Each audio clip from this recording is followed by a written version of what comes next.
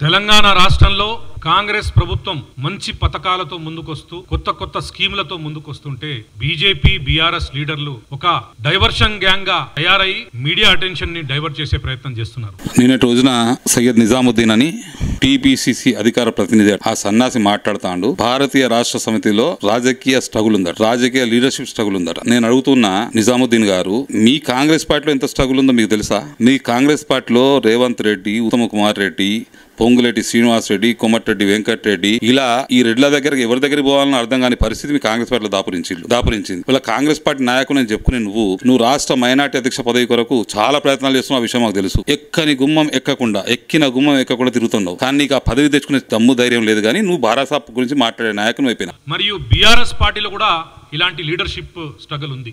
BRS లీడర్లు కేటీఆర్ గాని, హరీష్ రావు గారు గాని, కవితారావు గారు గాని, సంతోష్ రావు గారు గాని వాళ్ళ క్యాడరు ఎవరి దగ్గర పోయాలని, కేటీఆర్ దగ్గర పోవాలా, హరీష్ రావు గారి దగ్గర పోవాలా, సంతోష్ రావు గారి దగ్గర పోవాలా, కవితారావు గారి దగ్గర పోవాలా అని కన్ఫ్యూజన్లో ఉన్నారు. సన్నాసి, నువ్వు మాట్లాడిన మాటలకు జవాబు చెప్తున్నా. మా క్యాడర్ ఎవరి దగ్గర పోయినా కూడా అది బీఆర్ఎస్ఏ. మాది బీఆర్ఎస్ కుటుంబము. మేము ఇలా క్యాడర్ మీ లెక్క బికారిగాళ్ళ కాదు. మేము ఎక్కిన గుమ్మ ఎక్కకుండా తిరగాల్సిన అవసరం లేదు. మాకు ఎవరి దగ్గర పోయినా కూడా పనులు అయితే మాకు ఎవరైనా ఏ నాయకుడైనా కూడా ఆదరించి మా కుటుంబ సభ్యులు వచ్చి చెప్పి పని చేస్తారు. మీ లెక్క కాదు నాయన. నీ స్థాయి మా పార్టీ గురించి మాట్లాడేందుకు, మా పార్టీ నాయకత్వం ఏ విధంగా ఉందని చెప్పేందుకు మొన్నటి ఎల్కతుర్తి సభ నిదర్శనం.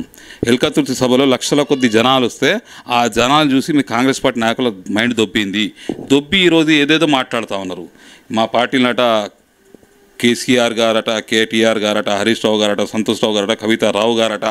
కవితక్క ఎప్పుడు కూడా కవితారావు అని పిలిపించుకోలేదు నాయన. కవితక్క గురించి మాట్లాడే నీకు లేదు.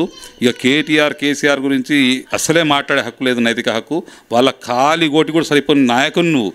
ఆఫ్టర్ ఆల్ వచ్చాగాని నువ్వు. మీ కాంగ్రెస్ పార్టీ 2023 నుండి 2023 ఎన్నికలలో భరాసా చేస్తున్న అభివృద్ధి కార్యక్రమాలు ఆకర్షితుడై అప్పుడు చైర్మన్ ఉన్న షేక్ అబ్దుల్లా సోహెల్ గారు కాంగ్రెస్ పార్టీ వీడి ఆ కాంగ్రెస్ పార్టీలో రేవంత్ రెడ్డి దద్దమ్మని కింద పనిచేయలేనని చెప్పి కాంగ్రెస్ పార్టీ వీడి దాదాపుగా 2 సంవత్సరాలు పూర్తిగా వస్తున్నది. ఇప్పటి వరకు మీరు ఒక మైనార్టీ చైర్మన్ నియమించుకోలేకపోయారు. మీ పార్టీలో మైనార్టీ చైర్మన్ నియమించుకోవాలంటే మీరు ఎక్కిన గుమ్మం ఎక్కకుండా బికార్ లెక్క అడుక్కుంటారు మీరు పదవి కొరకు. నువ్వు ఇంకో 45 లీడర్లు. ఇవాళ నువ్వు మాట్లాడుతున్నావా భారత గురించి?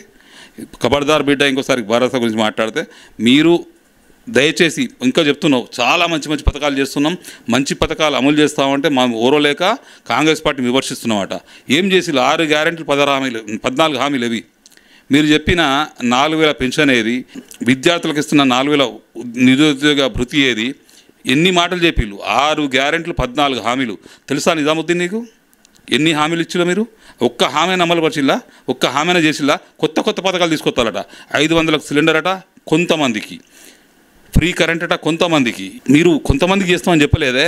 మీరు ఆ రోజు ఇంటింటికి బాండ్లు పంచిలు కదా మీ రాహుల్ గాంధీ, మీ సోనియా గాంధీ చెప్తే గ్యారంటీ బాండ్లు మేము చేస్తాం, అమలు చేస్తాం, మార్పు తీసుకొస్తాం అని చెప్పి ఇవాళ టోటల్గా రాష్ట్రాన్ని ఏమార్చిలు మీరు. ఇవాళ తెలంగాణ ప్రభుత్వ పరువును నడి బజార్లో అమ్ముతున్నారు. మీ రేవంత్ రెడ్డి ఏమో రూపాయి లేదు, నేనేం చేయలేను, నన్ను కోసుకొని తిన్నా, నాకు డబ్బులు లేవని చెప్పి మాట్లాడుతారు వెటకారంగా. అసలు ఆయనకట 200 కోట్లు పెట్టి ఇవాళ అందకత్తలను తీసుకొచ్చి ఈ షోలు చేయాల్సిన అవసరం ఏంది? నువ్వే అంటున్నావు. ఆయన ఏమంటున్నాడంటే ఈ దేశంలో నేషనల్ సెక్యూరిటీ ఇష్యూస్ నడిచింది, మిలిటరీ ఆపరేషన్స్ జరిగినాయి, ఈ దేశంలో అన్ని ప్రోగ్రాంలు క్యాన్సిల్ అయినాయి, IPL కూడా క్యాన్సిల్ అయింది. కానీ తెలంగాణ రాష్ట్రం హైదరాబాద్లో ఇంటర్నేషనల్ మిస్ వరల్డ్ ఈవెంట్ని చాలా అద్భుతంగా, చాలా సక్సెస్ఫుల్గా పూర్తి చేసింది. ఏమంటుండో విన్నారా? నేషనల్ సెక్యూరిటీ ఇష్యూ అయింది భారతదేశంలో, పారామిలిటరీ బలగాలు దిగినాయి, యుద్ధం వాతావరణం నెలకొన్నది. అయినా కూడా మేము తెలంగాణ రాష్ట్రంలో అందాల పోటీలు నిర్వహిస్తున్నామని చెప్తున్నాడు. అవి సన్నాసి, నువ్వు 6 గ్యారెంటీలు అమలు చేసి ఈ మాట అని ఉంటే జనం నిన్ను స్వాగతించేవారు, జనం నిన్ను అప్రిషియేట్ చేసేవారు. కానీ నువ్వు ఏం మాట్లాడుతున్నావు?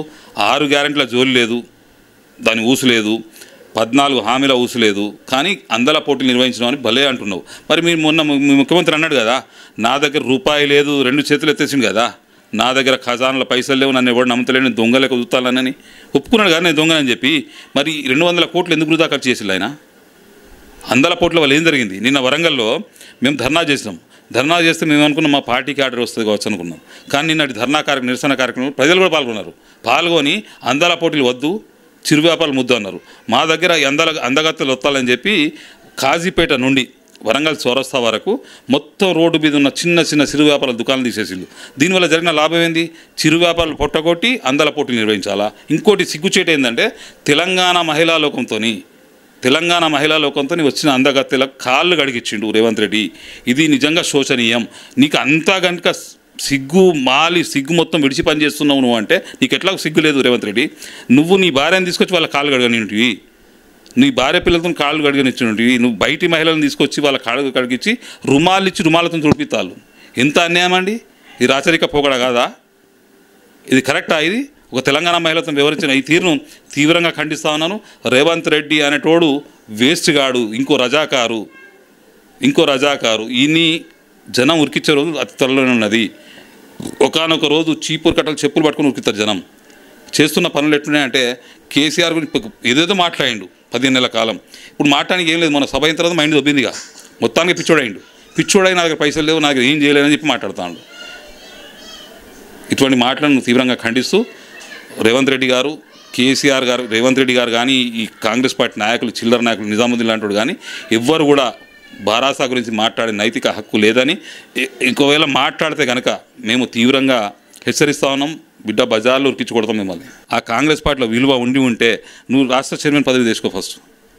ఇంకోసారి అవాక్కులు చెవాకులు పేల్చొద్దని, మీరు నోరు దగ్గర పెట్టుకొని ఉండాలని హెచ్చరిస్తున్నా.